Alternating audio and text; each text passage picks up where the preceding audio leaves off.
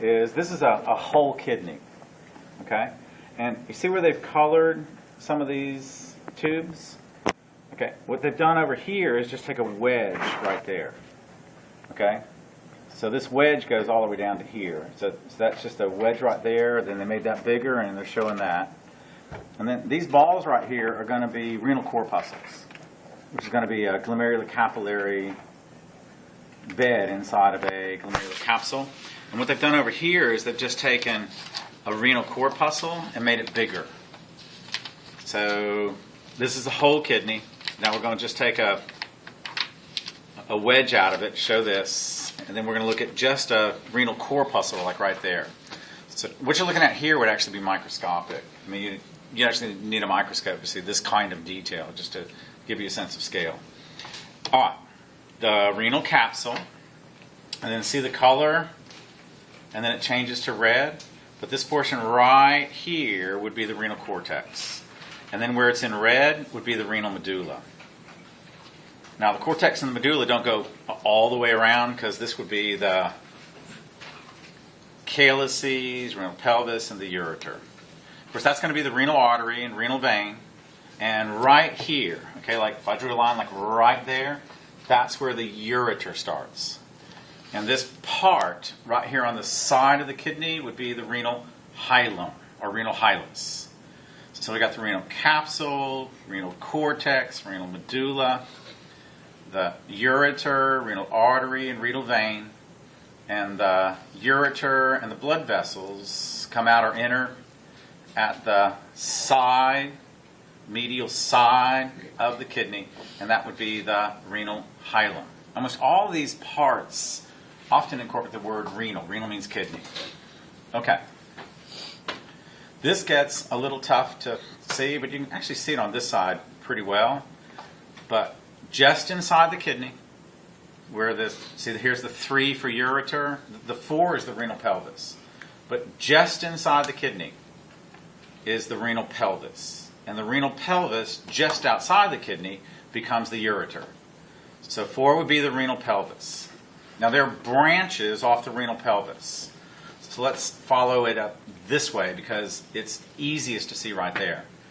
But this first branch right there, it's got a little depression in it, that's a major calyx. And then a major calyx divides into the minor calyces.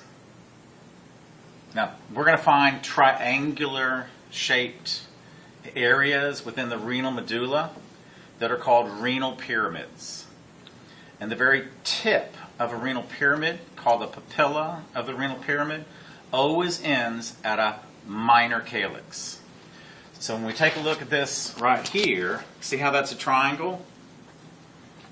And that's a renal pyramid. And right here would be the papilla, or tip, of the triangular shaped renal pyramid. And the papilla of a renal pyramid ends at a minor calyx. And a couple minor calyces become a major calyx, and the major calyces empty into the renal pelvis. But I guarantee you, what gets a little tough, particularly if they haven't lopped off the top, is, wow, and like, where would be the major, the minor calyces are easy to find. Sometimes a major calyx is a little more difficult to identify. So, but I can tell that's a major calyx, and here's some minor calyces. Here it's easy. Minor calyces to a major calyx with a little depression in it, into the number 4, renal pelvis. The renal pelvis at the hilum becomes the ureter. Ureter, of course, carrying urine with its one-way valves down to the urinary bladder where it's stored, the urinary bladder drained by the urethra. We've already seen the urinary bladder and the urethra on the repro system models. So no reason to go back over that, but obviously part of the urinary system. Okay? And then know that the urethra has a prostatic urethra, membranous urethra, and a spongy urethra. The longest of those 3 sections would be the spongy urethra. Membranous is really probably only about a 1/4 inch in length, and the prostatic urethra is the part of the urethra that goes through the prostate gland just below the urinary bladder. Okay.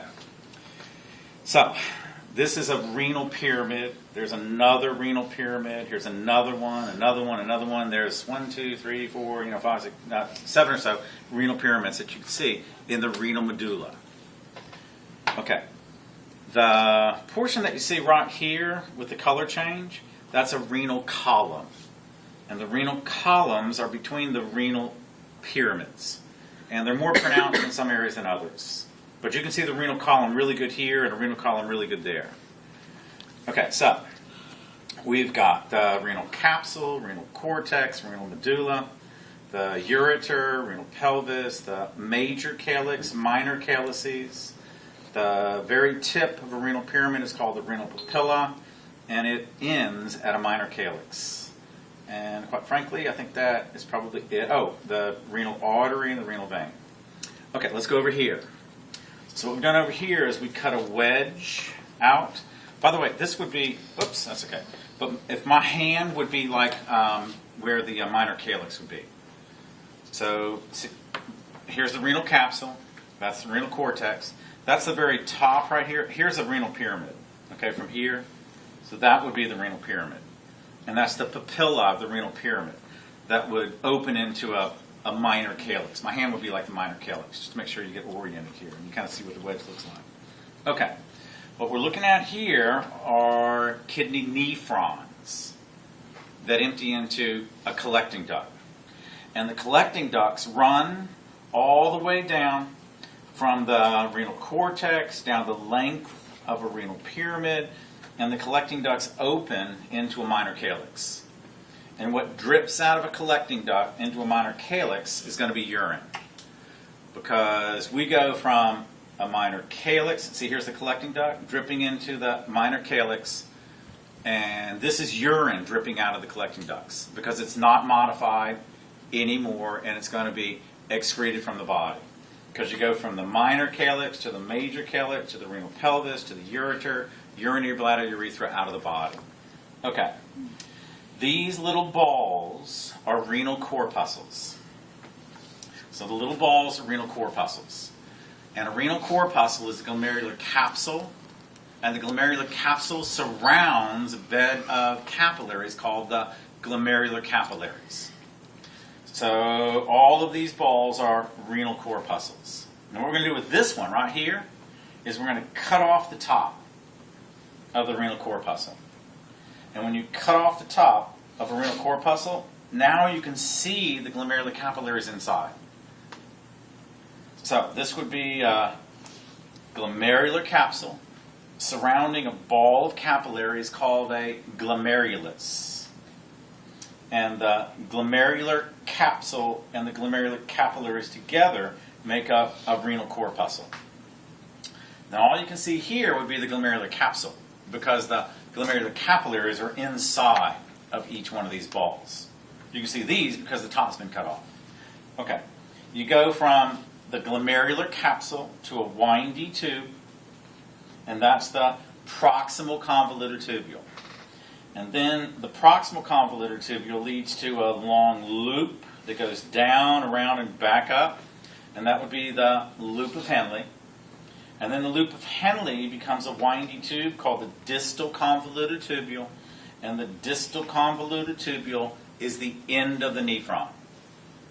And the distal convoluted tubule then opens up into a collecting duct that ends in the renal papillae of a renal pyramid at a minor calyx. You got it? So, we've got nephrons coming in from both sides. And there would be hundreds of nephrons emptying into one collecting duct, and there are thousands of collecting ducts for each renal pyramid. So this is an oversimplification. All right. Now what we're going to do over here is we're going to see, okay, what we're going to do over here is we're going to see that renal corpuscle right there where we had the top lopped off? Here's another renal corpuscle where they, just cut off the top and threw it away so you can see the detail inside. But what we're going to look at right here is we're going to look at that renal corpuscle. But we're going to make it bigger.